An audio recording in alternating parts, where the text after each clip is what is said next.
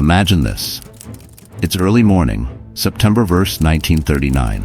The quiet, still air over Poland is suddenly shattered as German Stuka dive bombers scream down from the sky, releasing their bombs over Polish towns and military targets. As the dust settles, Germany's infamous Blitzkrieg, or lightning war, begins in earnest. This invasion wasn't just a typical territorial dispute. It was a bold, calculated strike, an attempt to wipe an entire nation off the map. Poland was outmatched in terms of military power, but what they lacked in strength, they made up for in spirit and sheer resilience. Despite facing two of the most powerful armies in Europe, Poland stood firm, resisting for 35 harrowing days. Before the invasion began, Adolf Hitler signed a non-aggression pact with the Soviet Union, known as the Molotov-Ribbentrop Pact. This secret agreement not only secured Germany's eastern flank, but also outlined a plan for both nations to divide Poland between themselves. The pact gave Hitler the confidence he needed to proceed with his plans, knowing he wouldn't have to fight a two-front war. Germany's approach was Blitzkrieg, a strategy that relied on rapid, overwhelming force, combining tanks, aircraft, and infantry to encircle and crush the enemy quickly. The Germans had amassed 1.5 million troops, over 2,700 tanks, and 2,300 aircraft, which they directed at Poland with precision. On the other side, Poland's forces were brave but unprepared for the kind of warfare Germany unleashed. Poland's army relied on outdated tactics and equipment, with fewer than 900 planes and less than half the number of tanks Germany had. Their cavalry was still one of their primary forces.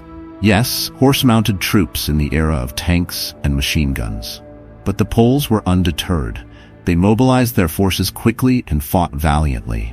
In the first few days, Polish forces managed to hold off German advances in several areas. However, they were no match for the German Luftwaffe, which dominated the skies and disrupted Poland's communication and supply lines. German forces punched through Polish defenses in the north and south, advancing toward Warsaw and leaving a path of destruction. One of the most notable Polish counterattacks occurred in the Battle of the Bzura. In mid-September, Polish forces launched an offensive that initially pushed back the Germans, catching them off guard.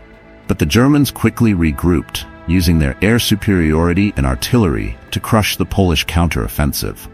The Battle of the Bzura ended in a devastating defeat for Poland, but it became a symbol of their unyielding resistance. As German forces closed in, Warsaw became the focal point of Polish resistance. Civilians and soldiers worked together, fortifying the city and preparing for the inevitable siege. For nearly 2 weeks, Warsaw's defenders held out, despite relentless bombings and artillery attacks. Finally, on September 28th, Warsaw surrendered, marking one of the final blows in the invasion. On September 17th, as Poland was already struggling against the German onslaught, the Soviet Union invaded from the east. For Poland, this was a devastating betrayal. Their eastern defenses had been stripped to reinforce the west, leaving them vulnerable to Soviet forces. With this invasion, Poland was effectively surrounded. The Soviets moved quickly, capturing territory and occupying eastern Poland with little resistance.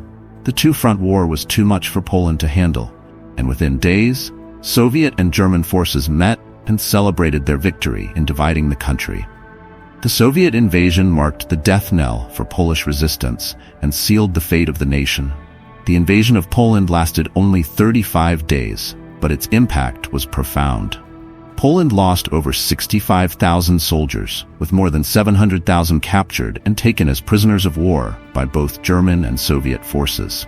Civilian casualties were staggering, with thousands killed and entire communities destroyed. Germany and the Soviet Union would go on to occupy Poland for years, leading to brutal repression, forced labor, and the systematic extermination of the Jewish population under the Nazi regime.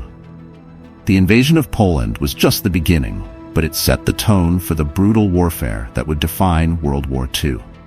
Germany's swift victory in Poland emboldened Hitler, reinforcing his belief in the effectiveness of blitzkrieg tactics and encouraging him to push further into Europe. Meanwhile, the invasion exposed the fragility of international alliances. Despite their promises, Britain and France offered little more than symbolic support to Poland.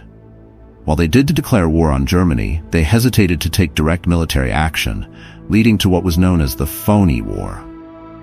The story of Poland's invasion is not just a tale of defeat. It's a story of resilience, courage, and determination in the face of overwhelming odds. Despite the devastation, Poland's resistance inspired future acts of defiance throughout Europe. The spirit of the Polish people persisted, fueling an underground resistance movement that continued to fight for freedom throughout the war.